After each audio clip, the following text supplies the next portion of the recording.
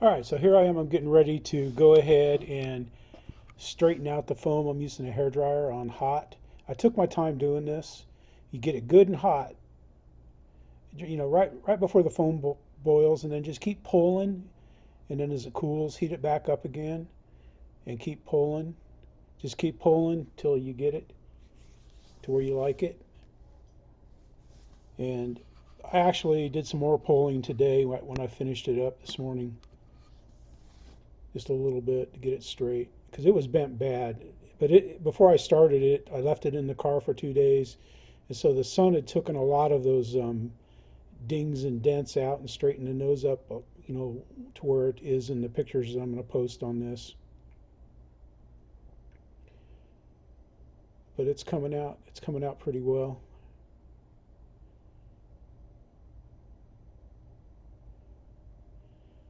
I just keep going. I spent time doing this. It didn't take that long, but I just took time. Now here I'm trying to take the servo out. It was a pain in the keister, and that servo was glued in there well. I finally got it out. And then I had to run. I ended up pulling the battery tray. I couldn't get the wires under the battery tray, but I'm trying, and it's frustrating. I couldn't pull it with a string. It wouldn't fit under it because there's not a lot of clearance between the straps underneath the battery tray. So I had to pull the tray.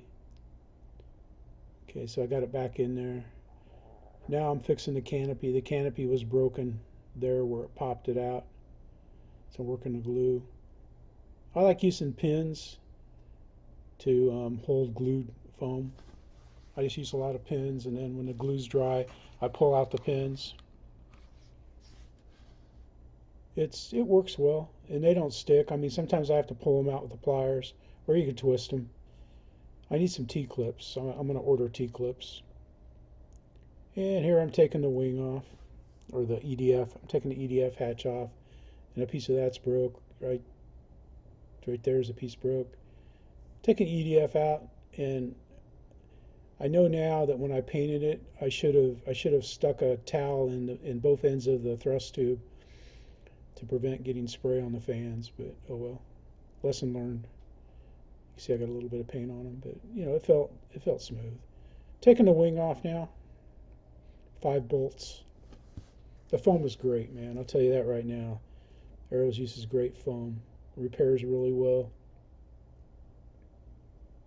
Man, as far as hard as I hit, and it bounced.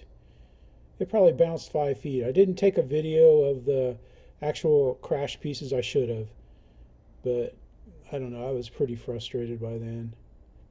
Show the ESC. I don't know why. That's funny though. The ESC was laid out front, so I wasn't sure where the ESC went back in the plane. So that took a little while longer to when I get ready to put it back together. But I'm just checking the cracks right there, getting them ready. Put the glue in. Now putting the pins in. And each of these big pieces that I glue, I put a clamp on it. I'm taking the pins out now. Now I'm getting ready to work. I found another piece damaged on the front half there, so I'm going to fix it. And I'll let that dry. I'll let the pieces dry probably 3-4 hours in between. I'm wearing clean clothes. It looks the same, but that's because I wear jeans and white shirts. So then I'm using foam tack. I'm going to do half the fuse at a time. I glue half of a broken fuse at a time because I don't have enough hands to hold it all the way around and make sure it's lined up. So I'm gluing that side first. I'm just letting the glue get kind of tacky. And what I did here is I kind of screwed up. I didn't think ahead of time. So I had to shut the camera off, and I sat in the chair and held it, and then Linda came out and we put pins in it. Now I'm getting ready to do the other side. So I'm just like test fitting it there, and we got it glued. Now I'm pulling the pins out. Might be a little fast, but I wanted to keep this under 10 minutes, so that's why it's so fast. Using pliers to pull the pins out to hold the fuse together. In the front, it's strong too. I've never had the foam tack fix on a fuse break in the same place. I'm going to need a new landing gear because I think one of the screws stripped out on the front, but I think I can take off and land. I just can't do a lot of turning. I can make small adjustments going down the runway. But I'm gonna the landing gear are out of stock. It'd be like $5 and I can get everything I need to make it new again. Everything fit fine.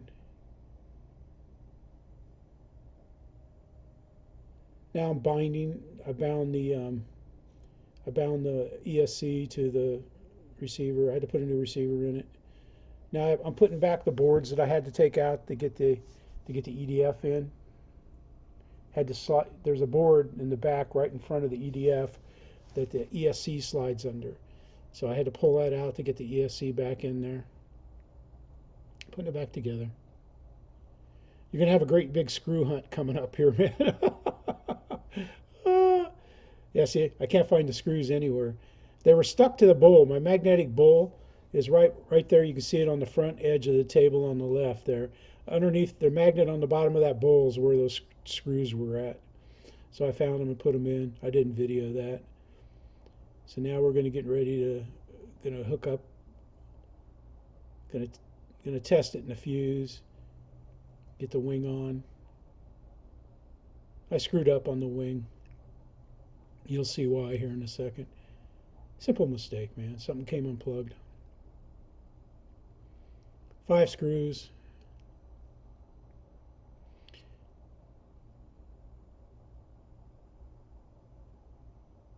It's coming along there pretty well. I had to look at the diagram. See, I was looking at it like tar. I can never remember tar. There we go. Yep, that's working. Only one aileron. So I'm checking up front first. It's still not working. I pull it up, I check it, and I was like, crap, I got to take the wing off and plug it back in and connect it back up, put the screws back in. I really sped it up here. Like I said, I'm trying to keep it short. If you want to see how long it takes, just slow it down to slow, and it'll play about half speed. It's coming along now, getting ready. I don't like the receiver I have in this, but I'm gonna fly it on it, and then I may, after I get a couple flights on it, I might pull it out and put a radio master in there. I just didn't want flaps. I can't remember how to do flaps, and I want to try to fly it tomorrow. There it is, finished though. It's done. It's ready. I taxied around the yard, did a yard taxi test. Everything looks good. I just got to go in my radio and tame my throws down on my ailerons. My ailerons at 80%. There's way too much aileron. You don't need that much aileron with that. It's ridiculous. And I'm going to up my Expo. I'm going to put it up to 30 from what I have it on now. Well, thanks for watching. Thanks for subscribing. Become part of Team Let's Go Flying with Tuco and Shaft. Woo! Woo! Woo!